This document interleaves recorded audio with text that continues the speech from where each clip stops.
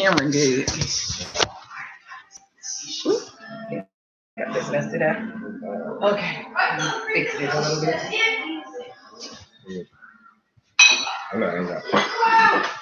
I take off my shirt and you clean it. No.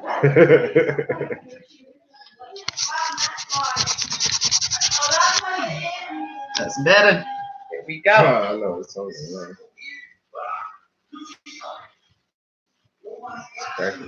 All right. Hello, and welcome to my channel.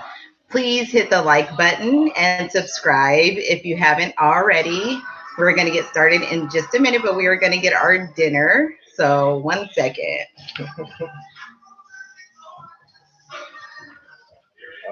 What they watching? What's called?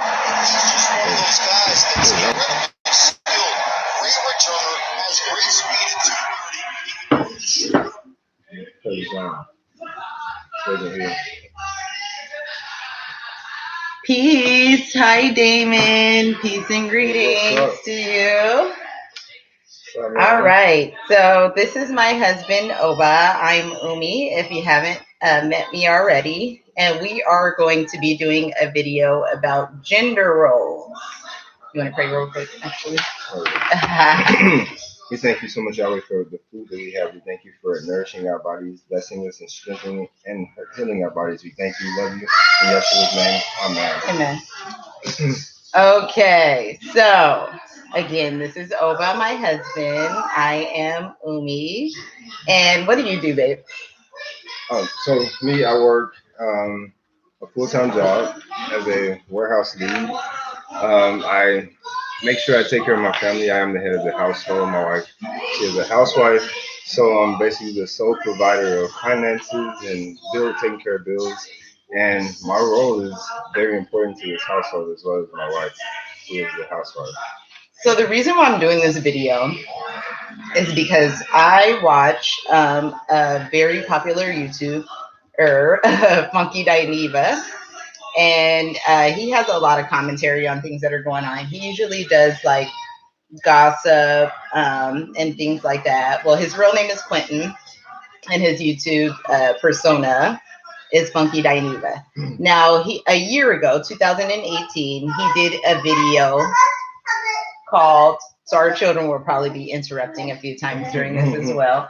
This is reality and it's live. So so he did a video called Gender Roles Are Stupid. Now, I really like Funky Dineva, and I listen to him a lot as I wash dishes and flip pancakes, as he was talking about in his video. I understand his stance. I understand why his opinion is like that, because, of course, he is a Black, college-educated single man, and he's also homosexual. So he says a lot of women don't want to split bills. And he also mentions that housewives, in the video, that housewives basically do nothing. And this was a reference to someone named Contessa, who is on Married to Medicine, who is actually a doctor who decided to stay home with her children instead of practicing medicine. She just did it for a while, but you want a burrito? We are eating, by the way, vegan burritos tonight. Something easy for me to make and something quick. He's not going to like it, though, because it has fake meat in it. But so he said a few things that were a little offensive to me as a housewife, because he just basically was degrading the job of staying at home. He said, basically, you're just flipping pancakes and washing dishes. That ain't true. Right. And he says, again, that times are different. And I realize that. And for my family, I think that we're probably the exception to the rule. And but I believe that it can work in families if we try to just make our marriages work a little bit better, try to communicate a little bit better. And if we really broke down the finances of everything, okay?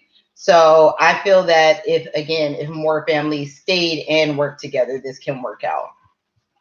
So when I asked you what you did, I wanted you to let them know what you do for a job. Oh, so for me, my job as a warehouse manager too. So as a lead, I go in and I take care of people at work, and I have to make like all day. So I'm always dealing with people, solving issues, making sure their bills and stuff are getting sent out, and making sure I can manage people. So they're basically like children away from home. So that's part of my job at work. And also this little guy, he likes to take over my days too. He's another little job. But And me, I stay at home. We have four children. Well, we have five children, but we have four in the household. So I stay at home with all four of them and I homeschool them. So, as anyone who homeschools or is just a housewife at all, you know that that is a 24-hour job. Literally, you are working all day. There is no breaks, there is no time to have adult conversations and things like that. Um, so, how do you feel about traditional gender roles? I think traditional gender roles actually help the family. They help the children understand how they should be in life. I think it sets a ground for how your son will know how to go out and fix a car, or understand what it is to fix a car, and not have the woman worrying about making the car get fixed or trying to go get it dirty. Because back in the day, that's what men did. We did the hard work, the physical labor to make sure that your family is provided for. So those traditional gender roles, I think, actually help the wife as well. When you can bring home the food, when you can make sure that she has everything that she needs as far as making sure your family's good. Turn that down a little bit, please. And that helps you too as a man. Like it helps you grow strong because you're providing. And if she has all the things and everything that she needs in the house. Now, the main point that Funky Dineva, though, was making with his video from the women that he knows in Miami, where he's from, is that a lot of these women actually were working or having their own income, and they did not want to pay half of the bills or half of the rent because they felt like their man is a roommate then in that case. Me personally, I don't really have a substantial income at this point.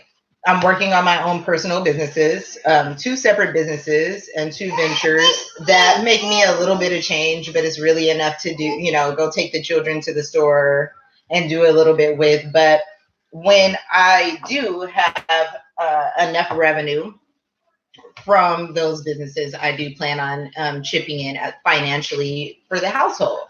So my next question was why I chose to stay at home. Now, when we met, I did work a job.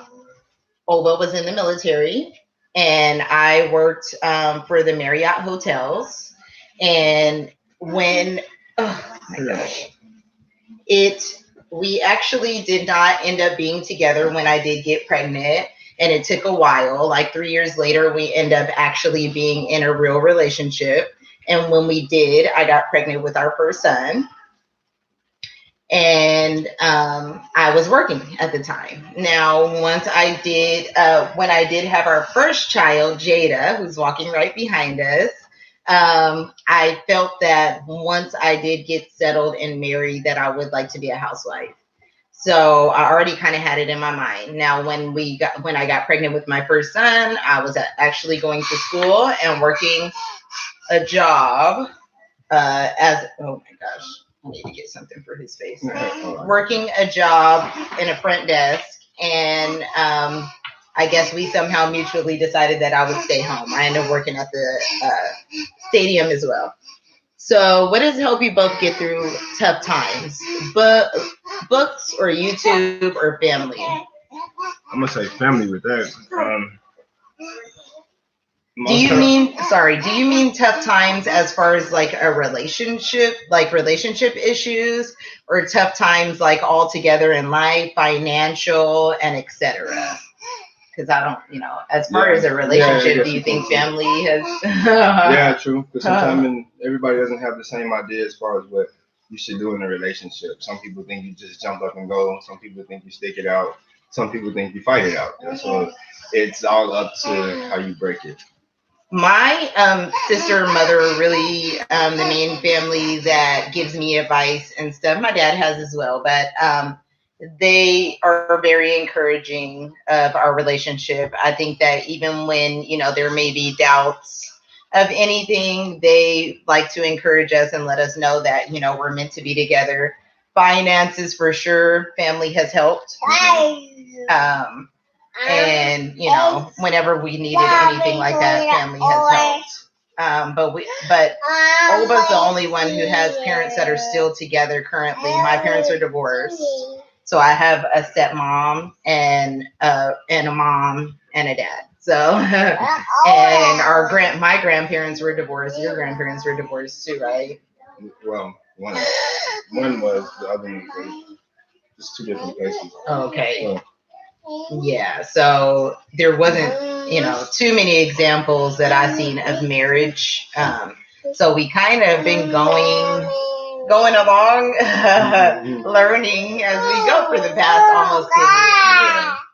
So yeah, it's not too much I think a book can really explain as far as how you get through tough times. Most of them will say you communicate and you talk to get through tough times, but most of it is just up to family and how you actually communicate to your family. We did do a book before we got married. When we were engaged, though, that someone, when we were still going to church, someone in our church gave us a book called Before You Get Married, or The Hard Questions, or something like that. And I would really recommend that book to anyone who is deciding to get married. Do it before you get married. It is a book full of questions that you actually actively fill out. And it's, remember we did that, and it was about different things, very practical things that you need to know, because I feel like with marriage, the biggest thing, and I know people don't believe it, besides love, is compatibility. You have to live together. You have to be with each other 24/7, or as more than anyone else. You have to be together and you have to live together. So to be able to live with someone, you have to be compatible. And this book asks questions like, do you want to live in the city, or do you want to live in the country? Do you like apartments, or do you like, a big house? If you have stepchildren, can the stepchildren live with you? So it was very, very good questions. I think that that was a awesome book that person gave us, and I would recommend it to anyone. Yeah, that is a good book to go through, because it helped me understand where my wife wanted to be later on in life, as well as myself. It breaks it down to where you see where you're going and what focus you want to be on when you do get to a certain age and everything. And you will change over time, though. So your views might change. I don't know if I said I necessarily want to live in a farmhouse then, but now I'd love to. I don't know. It was more secluded. We thought about being away from so much of the city, but not so secluded. Right. Reach. Right. So why do you think that you allowed me to stay home? Why do you allow me to stay home? Oh, sorry. You know what? Another thing for me is that I suffer from anxiety of this world. So that's another reason why I wanted to stay home. Also because I have very, very serious love for my children. I know all mothers do, but I have a very special connection with them that I just want to be with them 24/7. If anyone is teaching them, if anyone is going to be there nurturing them, I want it to be me. I feel like when you send your children to school, when you send your children to daycare and etc., someone else is being that pillar in their life. Someone else is being that nurturer in their life. And, sometimes they may learn bad things, and sometimes bad things do happen to children when they're not with their parents. It happens to them when they're with them, but I want them to be secure. I want them to be knowledgeable, and I just want to be with them 24/7. So that's personally why I chose to stay home. And I also want to make sure that my husband is good. I want to feed him. I want to be able to do all of that. And I've tried to get like a part-time job. I would love to have a part-time job, maybe a weekend job or a night job. But unfortunately, because of the type of schedule that I have, I say I'm only available from 7 to 10 at night because my husband works, or I'm only available on Saturday and Sunday. They do not allow me to have a job. So I have tried to have a little job. So again, sorry, why do you think you decided to allow me to stay home? to stay at home, and you homeschool as well. So you're teaching our children the right way and not being skipped over. One, yeah, I know. Come on, you want to The play other reason, like it is a financial. It helps financially as well. Like, because in regular school, regular days, we're gonna get into all of that. I'm gonna break down all of that. Yeah. So it's a lot of that. So you got that. You have your teaching at home. You also have like the financial side. You also have family bonding time. You get to actually know your children. So that's one. Those are the main reasons I allow it. And like I said, I feel happier knowing that my children are safe and my wife is safe, and I'm gonna be taking care of them when I get home too. So the whole point of this video was because I broke down the statistics and the finances of why it works for us and why it could work for any other married couple. So this is the money side of it all, which matters a lot in marriage. It matters in family. I heard Brother Polite say it, that marriage and family is business. And that is partially the truth, because you got to think about it. Without finances, without money, you cannot survive. And there's no way to make a family or a household run the right way without your finances. So these are the statistics and why it works. And these are a year old because the Funky Dineva video is from 2018. So these statistics are from 2018. Okay.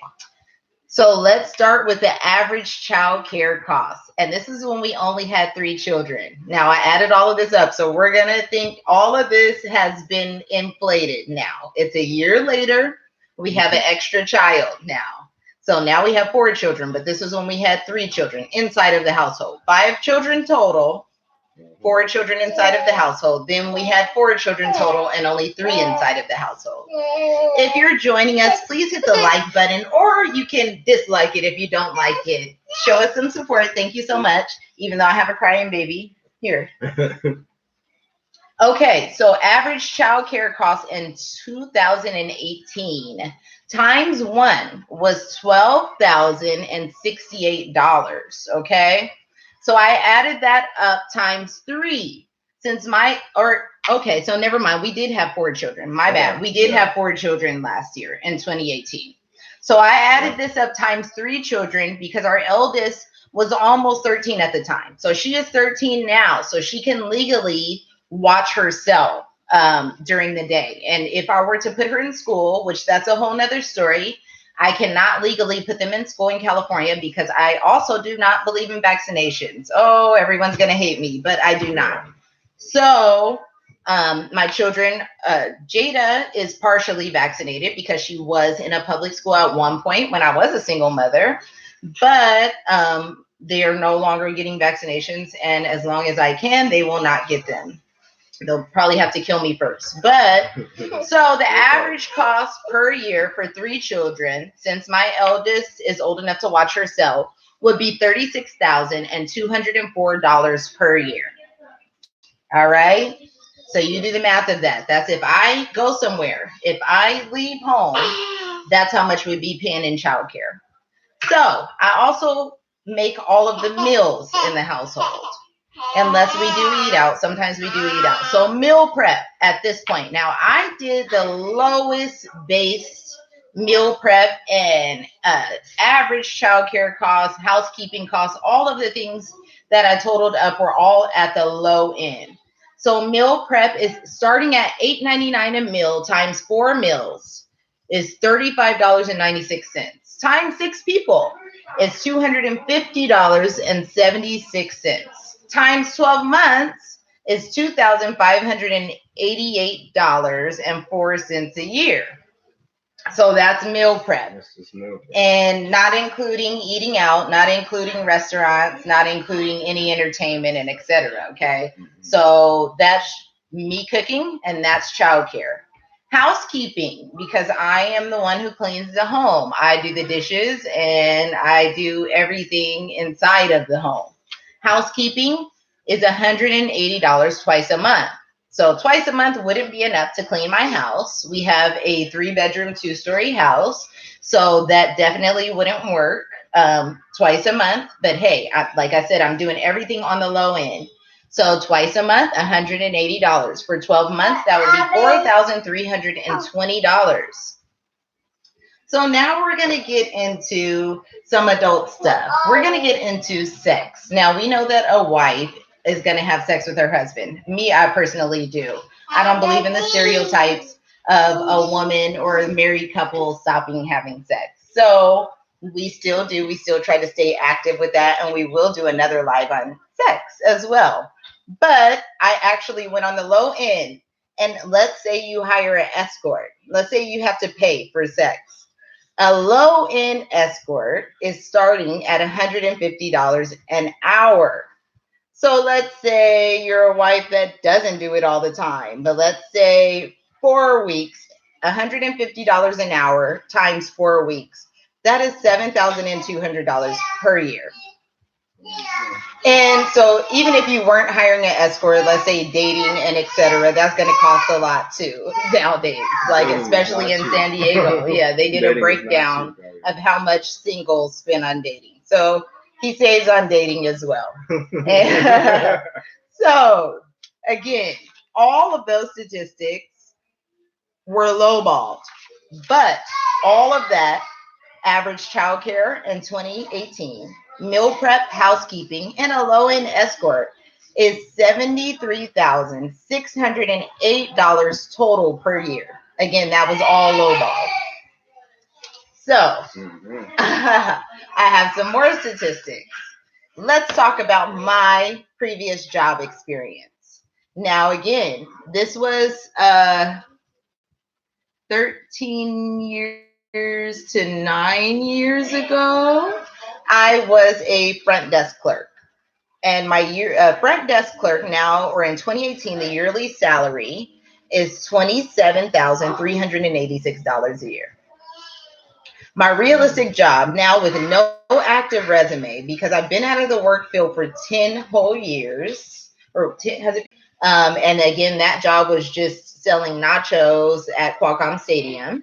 So my realistic job that I could probably get now with no active resume and no college experience would be a cashier. And the yearly salary for that is a grand total of $19,800 a year. What you gonna do with that? That will not cover our child care, which again would be lowballed would be $36,204 a year. Yeah, so that basically you're not even. Yeah, I still would have to throw out extra money for me to go work. Yeah, for me to go have a cashier job. Now that is not including gas and lunch costs to get to work. Okay. Yep. So I agree again with the video of Funky Dineva that there are exceptions to the rule. We are definitely one of those exceptions to many rules. But I believe that more families can make it work, even in 2018, even in 2019, which it is now.